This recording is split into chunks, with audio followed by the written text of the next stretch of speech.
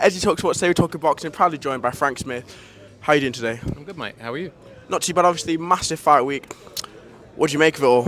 Yeah, look, it's great to be here. You know, we've got some amazing characters here. Brian Peters, obviously Katie Taylor's manager, is just up behind you there.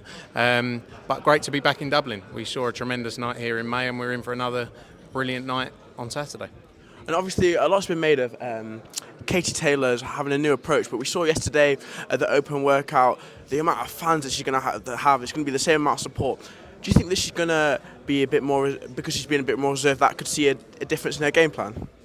Look, I think they both know how tough this fight is, and they're both going to come in, and give everything in this fight. Katie Taylor's obviously, she suffered her first loss against Chantel Cameron. She's going to be more dedicated than ever, I'm sure, to go back in there and avenge that defeat. But at the same time, you're going to see, I'm sure, a better Chantel Cameron than you saw the first time round. So I think we're in for another 10-round tear-up, and I can't wait for it.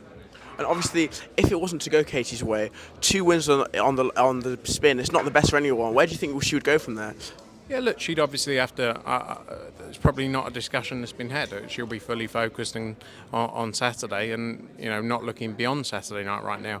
Obviously, she'd still have her belts at 135 pound. There's still big fights to be made, but we have to see, what happens. But as I say, first things focus is Saturday night. Not looking beyond that. We obviously promote both Chantel and Katie, and we're just looking forward to a great fight. And obviously, lots been made of how a first loss can affect Katie, but obviously, I think it's clear to say a career-defining win for Chantel Cameron. We've seen in the past, the one that sticks out for me is Andy Ruiz against AJ. Career-defining win, and then in the next fight, you kind of let it get to you. Do you think there's a possibility of that for Chantel Cameron, or do you think it's business?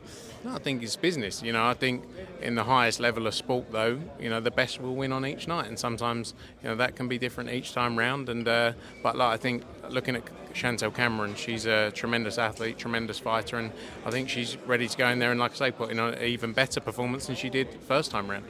And slightly away from this fight, obviously, I'm not sure if you've seen this morning, Conor Benn's opponent that he got victory against his comeback has actually been tested positive for a banned substance. What do you make of that?